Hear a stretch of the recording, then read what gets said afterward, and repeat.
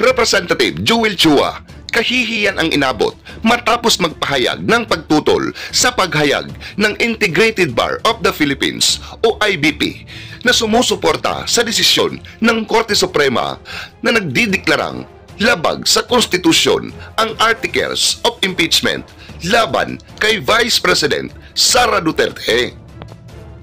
Chua, masyadong mataas ang tingin sa sarili at animoy mas magaling pa sa korte.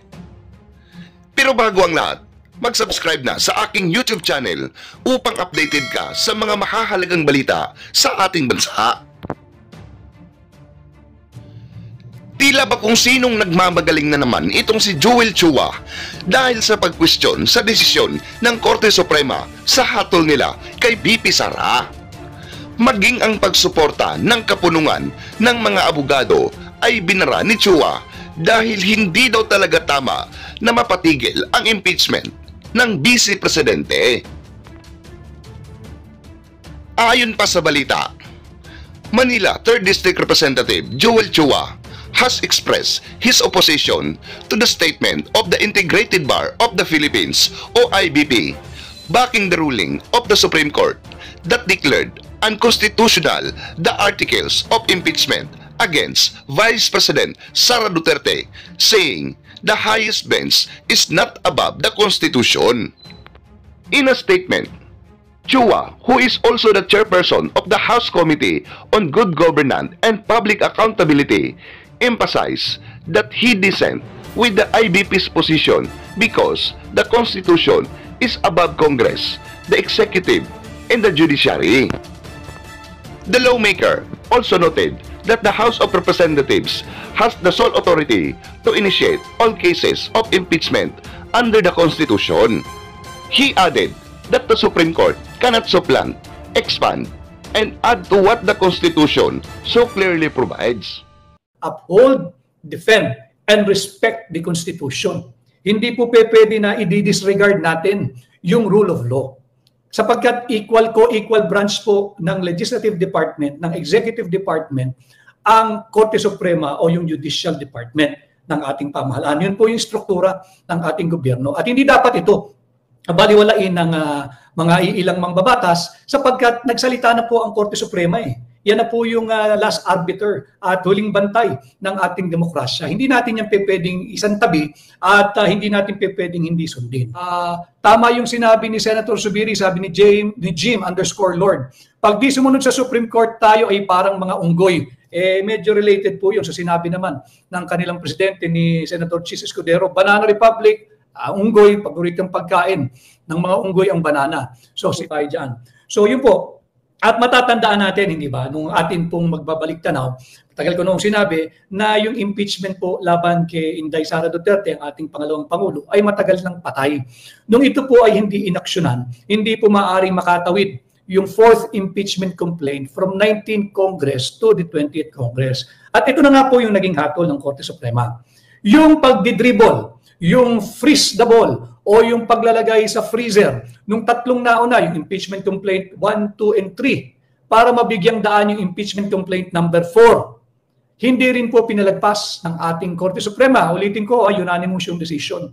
Ang sinabi ng Korte Suprema, essentially, the inaction of the 19 Congress members of the House of Representatives, yung mga impeachment boys and girls, yung mga pumirma po dyan sa 4th impeachment complaint, at yung sa impeachment complaint 1, 2, and 3. Yung kanila daw pong inaction, meaning yung freeze the ball, yung dribble, linagay sa freezer, inupuan, ay hindi po maaaring sabihin hindi aksyon ng mababang kapulungan. Hindi raw po maaaring sabihin hindi inaksyonan ng Secretary General ng House of Representatives. In fact, lininaw ng Korte Suprema, yung hindi sadyang paggalaw ng Secretary General ng House, yung kanyang pag-arting inupuan niya, yung tatlong naunang impeachment complaint, hindi ho maitatanggi is a positive act or positive action on his part or on the part of the House of Representatives.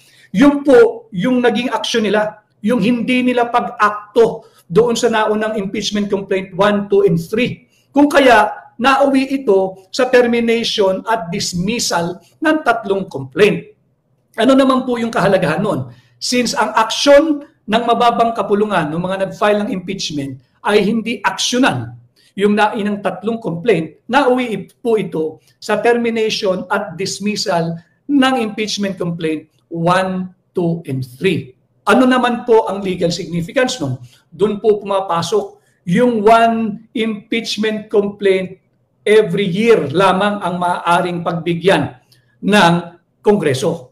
Hindi po pwedeng pang-apat na impeachment complaint aaksyonan po ng mababang kapulungan at ng Senado. Ibig sabihin, kung meron pong sisisihin kung bakit na-terminate at na-dismiss yung tatlong complaint, wala pong ibang dapat sisihin ang mababang kapulungan kung hindi sila mismo. Kung hindi, yung hindi pag-akto ng kanilang sariling Secretary General. No? Dahil nga po yung the act of freezing the three complaints is effectively an action by the House of Representatives through their Secretary General. Kaya po tama uli yung naging pahayag ng Pangulo ng Senado, kinakailangan natin respetuhin yung konstitusyon.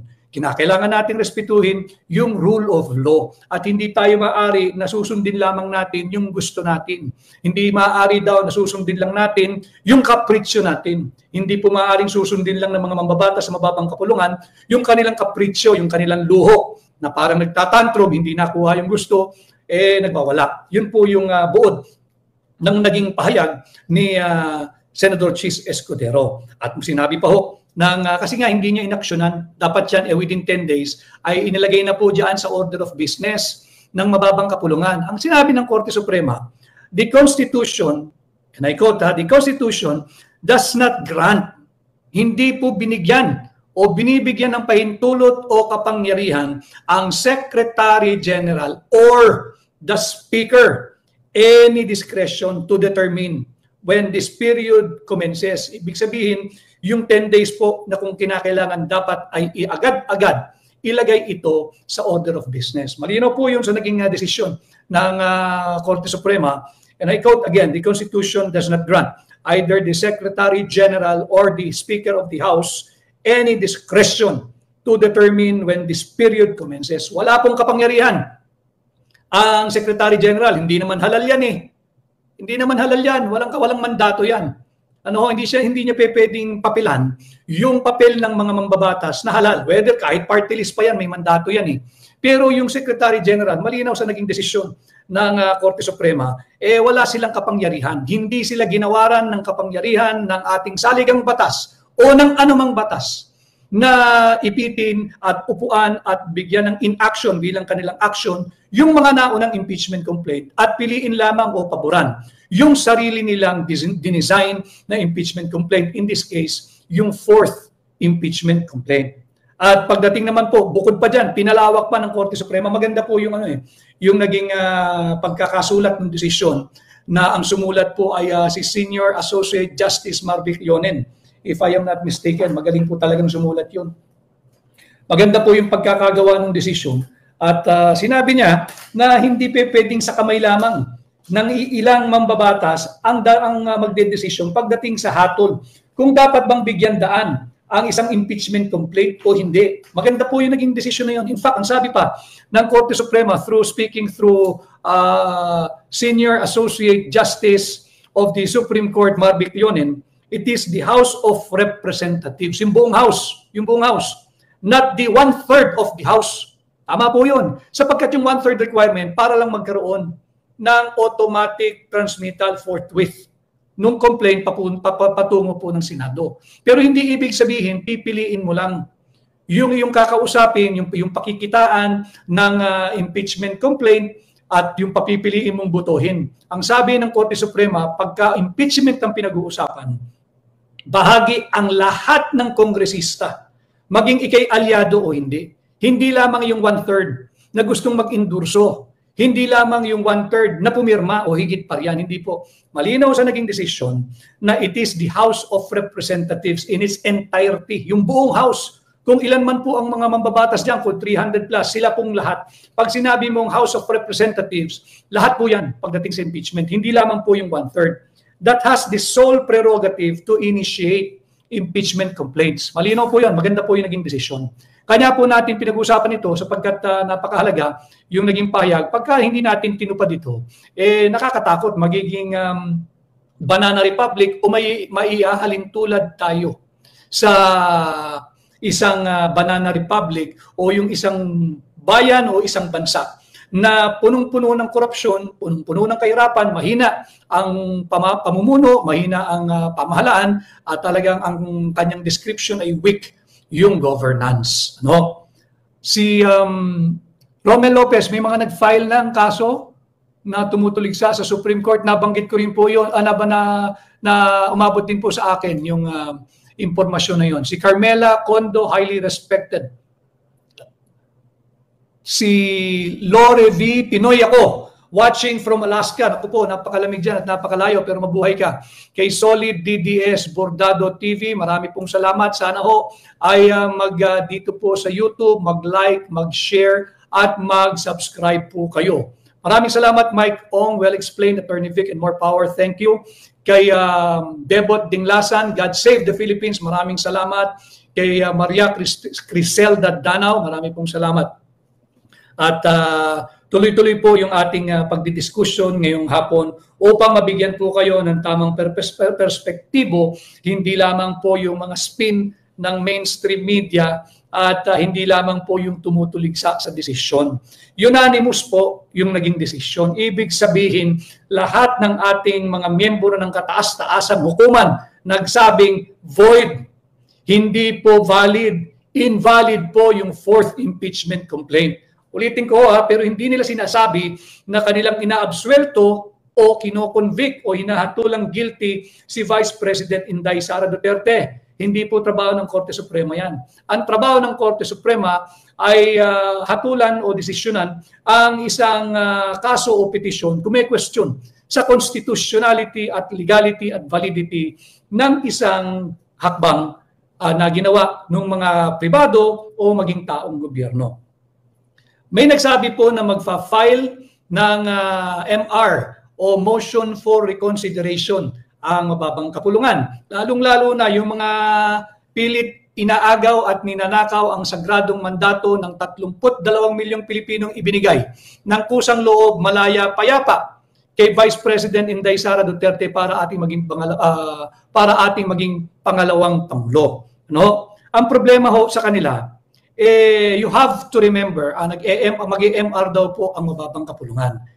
Alam mo ninyo, a few weeks ago, yung House of Representatives po, hiningan sila ng Korte Suprema na yung mga nagtanong ang Korte Suprema, tungkol po ito doon sa kung paano yung naging preparasyon, paano nag-circulate, paano ipinaikot, yung impormasyon ng impeachment, nabasa ba yan ng mga pumirma, at paano nila ito binasa sapagkat verified impeachment complaint nga po kinakailangan nabasa mo base sa iyong personal knowledge, information, or belief, at yung mga attachment po ay base sa authentic records. At yun yung inuurirat po ng Korte Suprema kasi nga po, question po ito ng constitutionality. Hindi po ito pinagbigyan ng mababang kapulungan. Hindi na naman nila, talagang, yun nga walang respeto sa rule of law. Hindi nila ito pinagbigyan. Ang sinabi nila na ito raw pong yung inquiries of the Supreme Court pertaining to the preparation, to the circulation, and perusal of each member of the impeachment complaints, ina-assert po ng mababang kapulungan na ito raw po ay internal sa Kongreso. Sila-sila lang daw po ang maaaring makaalam nito. Ay, hindi po pwede yun. Tanong kayo lang makakaalam. Ini-impeach ninyo yung pangalawang pangulo na higit marami ang mandato at boto mula kung ikahambing sa inyo. Individually per district. Si Vice President ay may 32 million na mandato. Kahit sino pa pong mga mambabatas, hindi po aabot yung kanilang mandato sa mandatong ibinigay ng mamamayang Pilipino kay Vice President Inday Sara Duterte. Kaya hindi yun nila pwedeng sabihin kanila lang yun, internal daw. At sinabi nga nila na beyond the jurisdiction of the Supreme Court na magtanong tungkol daw po sa preparation, circulation, and perusal of each member of the impeachment complaint. Hindi po pwede yun. At in-invoke pa po nila yung doctrine of separation of powers under the Constitution. Maganda po yung pagkakaunawa ko sa naging tugon ng Korte Suprema. Essentially, ang sabi po ng Korte Suprema, tama to a certain extent, tama to a certain degree, na sui generis o katangi-tangi ang impeachment. Wala siyang katulad at hindi natin siya maihalintulad sa kung anumang proseso sapagkat hindi siya purong legal, hindi rin siya purong political. Sui generis, kakaiba, katangi-tangi. Subalit, kahit ikaw ay sui generis, hindi ibig sabihin na ang mga official action na may kinalaman sa impeachment process are beyond or is beyond the jurisdiction of the Supreme Court. Ang ganda na naging tugon dyan ng Korte Suprema. Sui generis ka nga, katangi-tangi ka nga, kakaiba ka nga. Wala kang katulad, hindi ka maaring halintulad sa isang purong legal na proseso o purong political. It's a mix of both political and legal. But at the end of the day, papasok po ito kasi doon sa tinatawag na expanded jurisdiction, expanded certiorari jurisdiction of the Supreme Court. Nasa ano rin po natin yan? Nasa ating saligang batas yan.